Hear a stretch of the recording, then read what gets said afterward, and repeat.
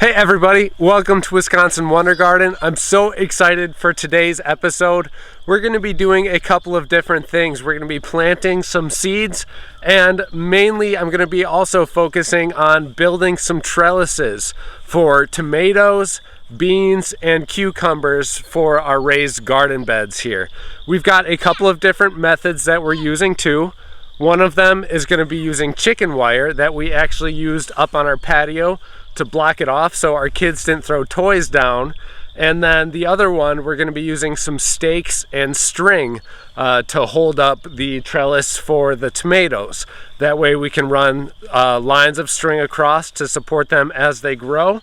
And today's going to be a lot of fun. It's a beautiful day outside. I'm so excited to get some seeds in the ground. We've got radishes and peas going in today, and then we're going to be planting beets and carrots later on this week. So the garden is definitely going to be in full swing before you know it. Stay tuned. It's going to be a really fun episode. These are two of the three raised garden beds that we have going this year. I'm going to show you guys the layout of the trellises that we're putting up today. Over on this bed here, we're going to have tomatoes in that 4-foot section right there. Then we're going to have pole beans, and this whole 8-foot section right here, we're going to be growing the cucumbers. And then in the raised beds at our house, we're going to have other trellises for some more beans, peas, and cucumbers too. But that's what we're doing in this bed here today.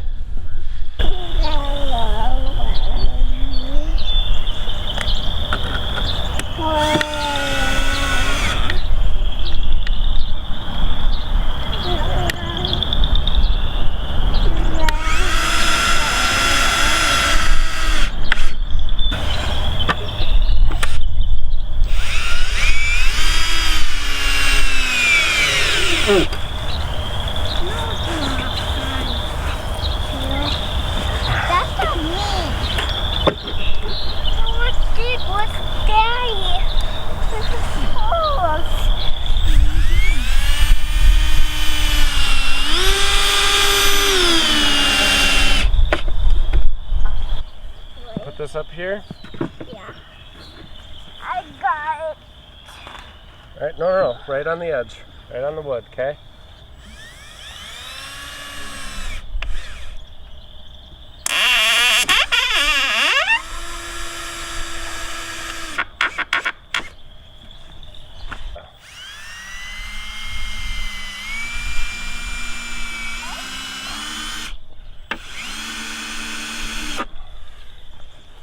Okay, here's our cucumber trellises all ready and built.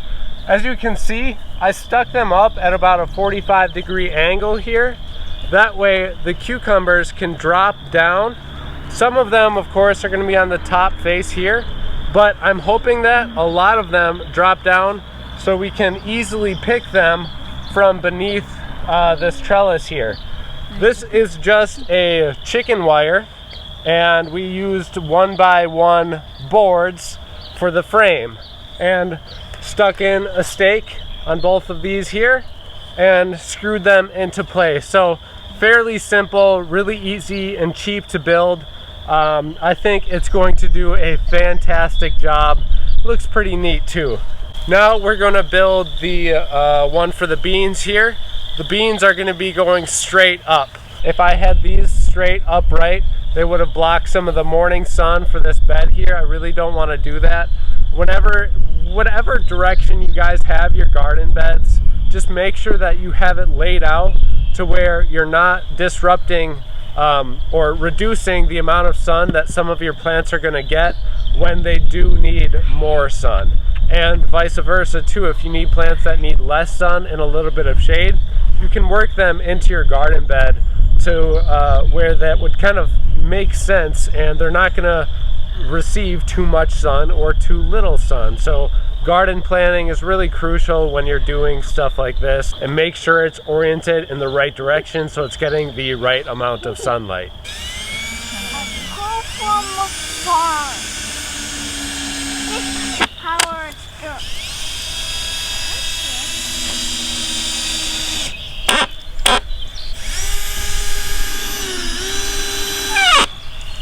And there's our pole bean trellis. On to the tomato trellises. We're going to use the second method for this, which is going to be using stakes and strings. We've got these heavy duty stakes that have a steel core and are completely plastic encased. That way these are going to last for many years. What we're going to do is stake these up on each side of the garden bed, extending it a little bit because that tomato will grow up, and then we will trellis the stems off to the side. And I will have strings going at about every foot to tie the tomato plants onto. So we're going to run about 1.5 feet past this bed here. For our string, we just got this twisted mason line. It said it's non-load bearing, but for how much weight these tomatoes are going to add, the string's not going to break under that weight, so it'll be just fine. Otherwise, if you get like some thicker kite string or something like that, that'll do the job. Really, any sort of string is going to be fine for that. Doesn't matter as much.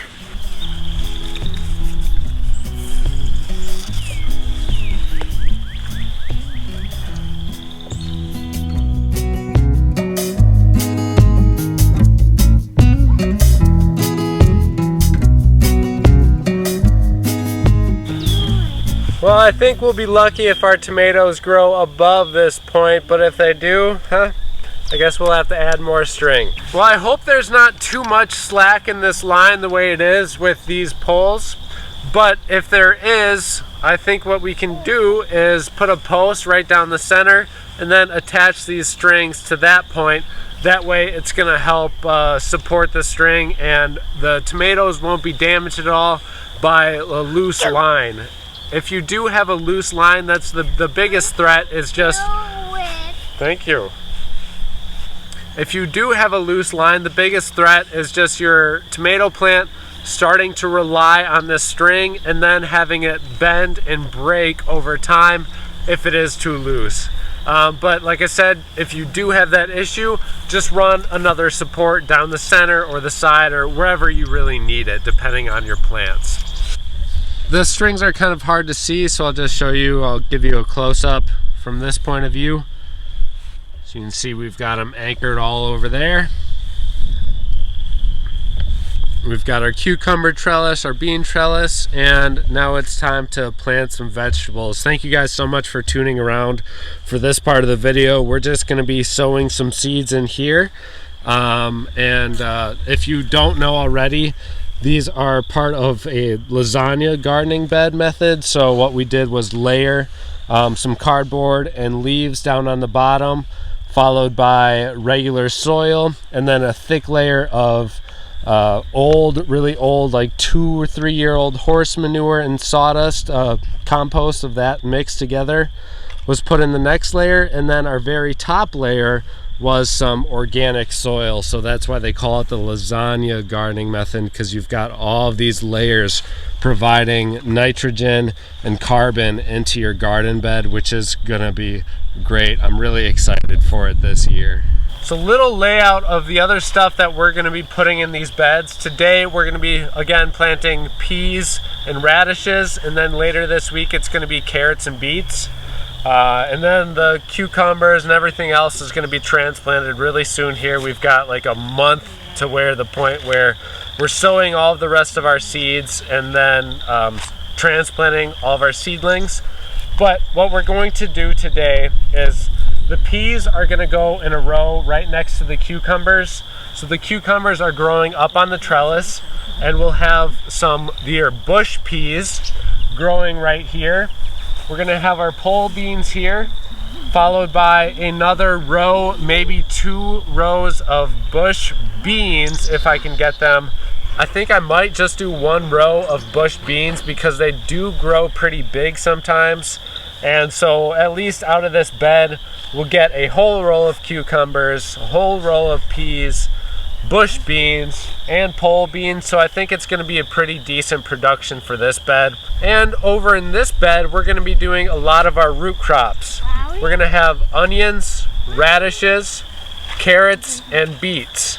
If we don't have enough room for everything that I want to plant, again, we have our other bed at home that's a little bit larger than these that we're going to plant up too.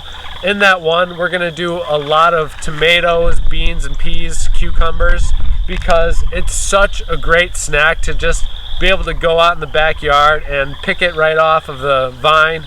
And there's almost nothing better than that. So that's why we're going to do a lot of those and focus on those types of plants in our backyard at home, and put more of the boring plants over here, such as the root crops. But I am very excited for all these trellises and the different methods that we're going to use this year.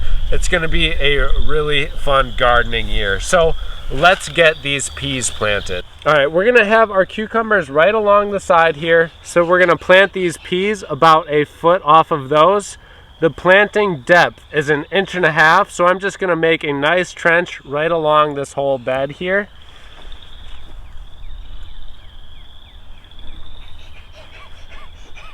Good. And then sow our seeds 1 every 2 inches.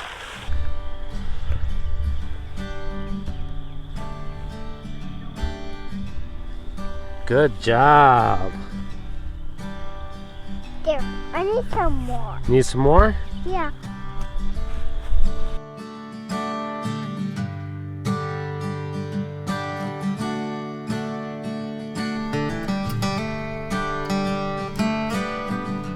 Perfect. All done? No.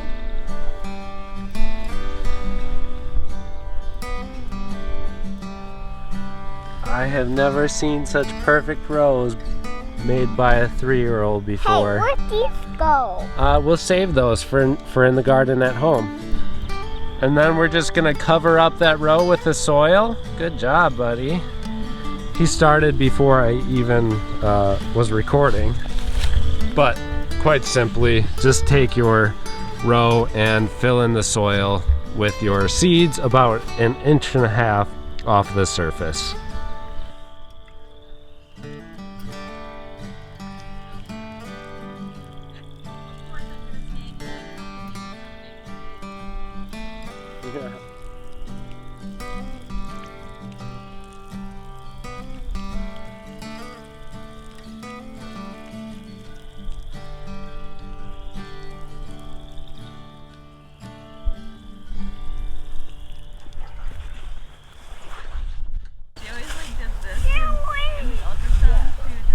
Next up, we have the radishes. We're gonna plant 2 rows of these. There is a cherry bell radish and then a white icicle radish. Both of these are planted at 1 seed per inch. Now the directions tell you to sow 2 seeds per inch and then to separate them out once they grow to be about 3 or 4 inches.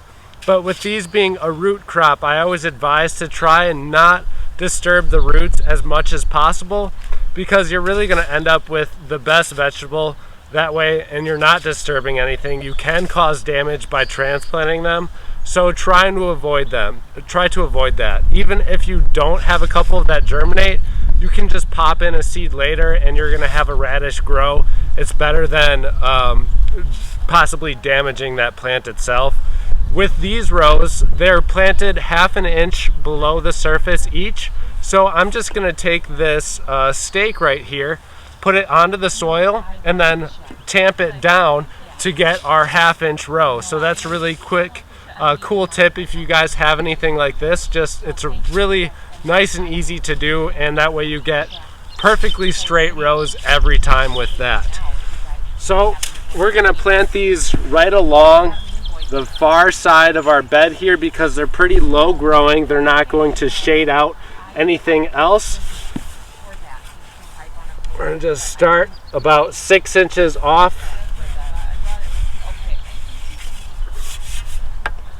the end of our bed here, and then 1 foot away from that is where the next row is going to be placed. So I'm just gonna push these right down, and our rows are nice and straight. Time to sow the seeds. These white icicle radishes are a little bit smaller, so I'm going to put these in the first row.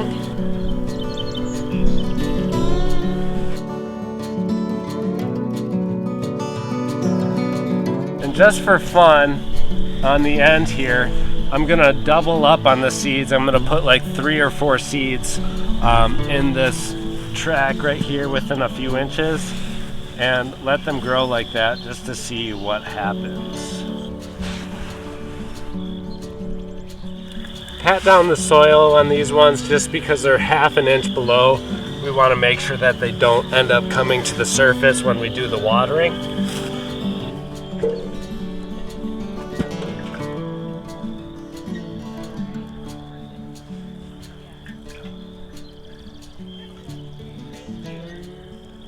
One quick tip that I recommend that you guys take advantage of when planting radishes like this is planting in succession. So every 10 days you're going to plant the next row. That way you can have a continual harvest throughout the year, a lot longer than you would than just one row like we did here of each variety, that is. So plant in succession every 10 days to maximize your yield on these radishes. Well, thank you all so much for tuning in to today's video. It was really exciting and a lot of fun. I'm so excited to share the progress with these garden beds with you guys. We've got all sorts of new plants going in. We've got plants germinating downstairs in the basement. All kinds of fun stuff. I'm so excited for this year's food crops, and I hope you guys are all too. Happy gardening, and we'll see you in the next video.